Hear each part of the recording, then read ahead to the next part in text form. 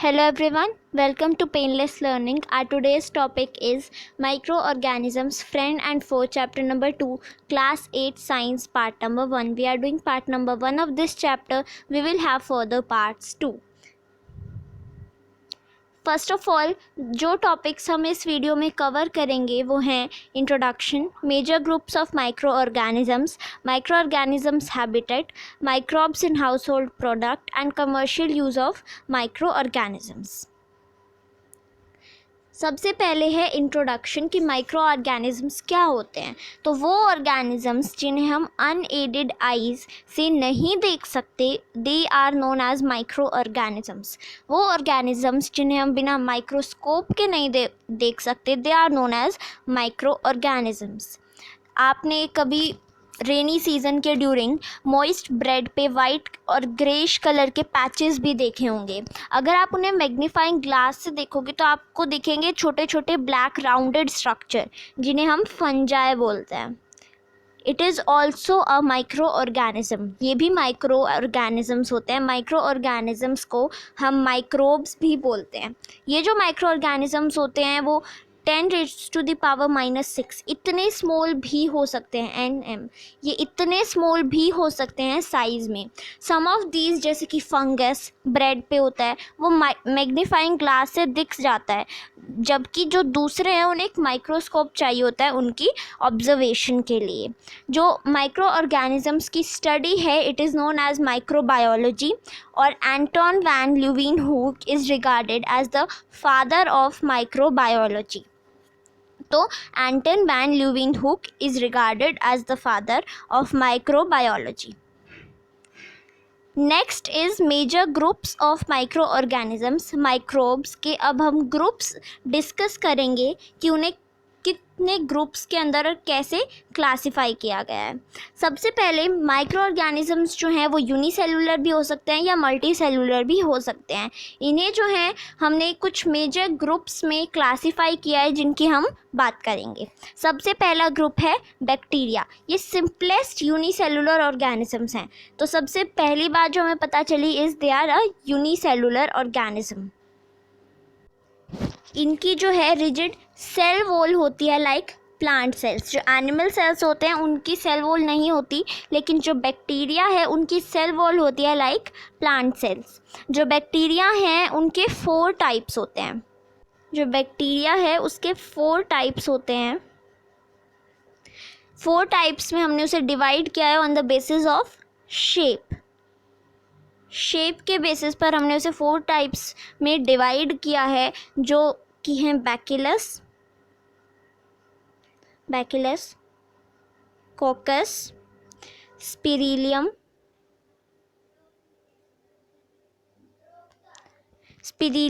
And vibrio.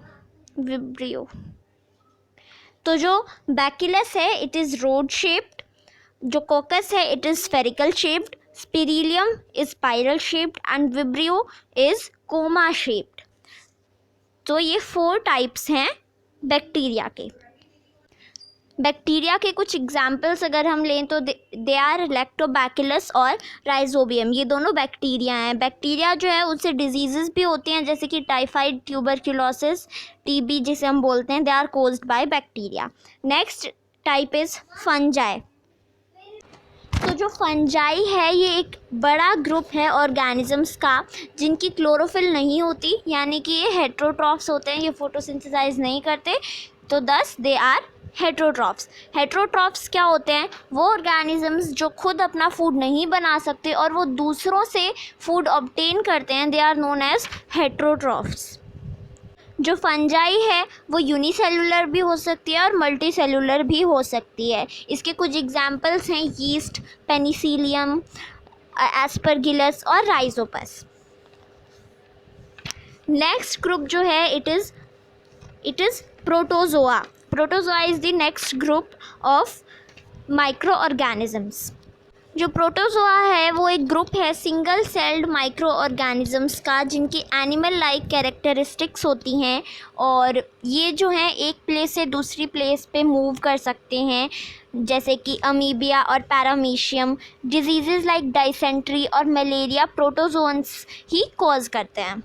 Next group is algae. Algae जो है वो एक बहुत बड़ा ग्रुप है सिंपल प्लांट लाइक ऑर्गेनिजम्स का। प्लांट की तरह होते हैं ये ऑर्गेनिजम्स, लेकिन इनकी कोई रूट, स्टेम्स या लीव्स नहीं होते। इनमें क्लोरोफिल होता है, ये फोटोसिंथेसिस भी परफॉर्म करते हैं। They are photo autotrophs, for example chlamydomonas और spirogyra. Next group is viruses. ये भी माइक्रोस्कोपिक ऑर्गेनिजम्स होते हैं, लेकिन ये दूसरे ऑर्गेनिजम्स, दूसरे माइक्रोस्कोपिक ऑर्गेनिजम्स से अलग होते हैं। ये ऑर्गेनिजम्स जो है वो only and only inside the cells of host, इनके जो होस्ट है उसके सेल्स के अंदर ही रिप्रोड्यूस करते हैं।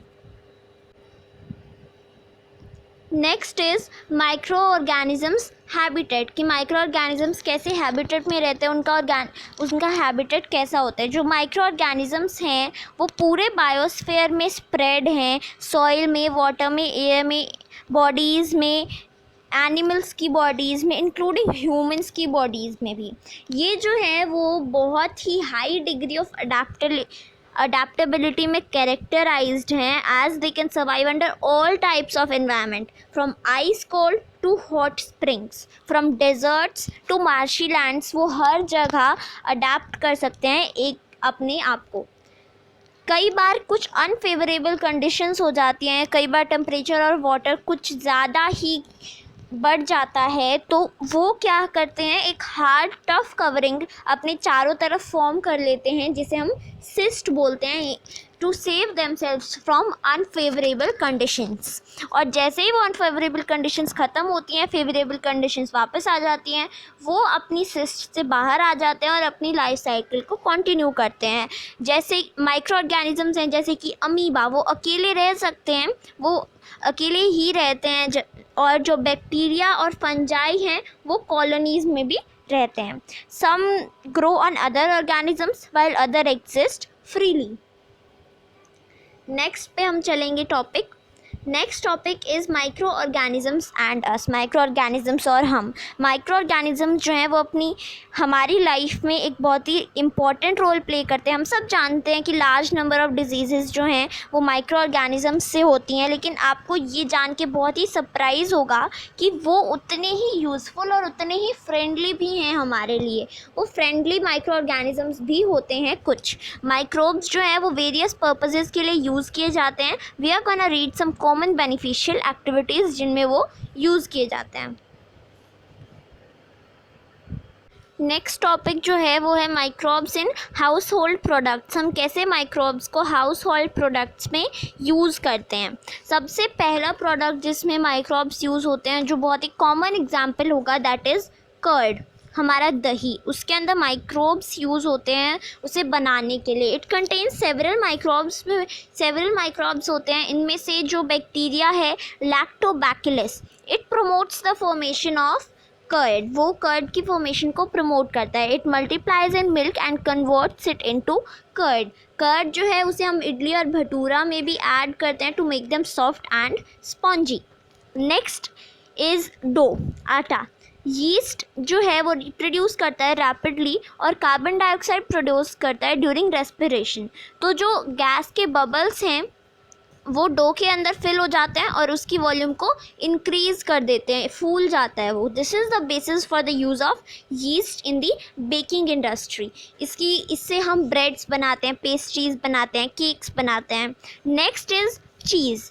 जो चीज़ का प्रोडक्शन है, it starts by the curdling of milk. Curdling of milk मतलब दूध से दही बनाना। जो क्वालिटी और कैरेक्टरिस्टिक्स होती हैं चीज़ की, वो डिटरमाइन करती हैं स्पेसिफिक माइक्रोब्स पे, कौन से माइक्रोब्स हम यूज़ करते हैं। अगर हम एग्जांपल लें तो कॉटेज चीज़ जो है वो प्रिपेयर किया जाता है by using Streptococcus lactis bacterium. इस बैक्टीरिया को यूज़ करके कॉटेज चीज़ को प्रिपेयर किया जाता है। Next is commercial use of micro organisms की कमर्शियल यूज़ कहाँ और कैसे होता है माइक्रो ऑर्गेनिजम्स का। तो जो माइक्रो ऑर्गेनिजम्स हैं वो लार्ज स्केल प्रोडक्शन के लिए यूज़ किए जाते हैं, अल्कोहल के, वाइन के और एसिटिक एसिड के। एसिटिक एसिड जिसे हम विनेगर भी बोलते हैं। जो प्रोसेस है from of conversion of sugar into alcohol, sugar से अल्कोहल में कन्वर्ट होने का जो प्रोसेस है it is known as fermentation. और लुइस पास्चर ने फर्मेंटेशन को डिस्कवर किया था इन 1857। किसने डिस्कवर किया था? लुइस पास्चर ने। कब? 1857 में। और किसे? फर्मेंटेशन को। यीस्ट जो है वो कमर्शियल प्रोडक्शन के लिए भी यूज़ किया जाता है अल्कोहल और वाइन के। जो फर्मेंटेशन है वो यीस्ट का जो एक्शन होता है शुगर पे, जब शुगर लिक्विड मीडियम में होती है तो उस पे जो यीस्ट का एक्शन होता है उससे फर्मेंटेशन भी होती है।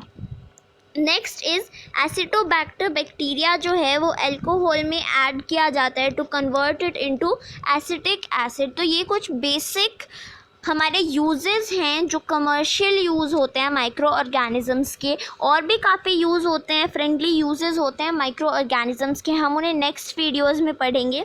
आई hope you like the video, also understood the concept well. If you have any query you can comment in the comment box. Do like and share the video and also subscribe to the channel if you have not done yet. Stay home, stay safe. Thank you.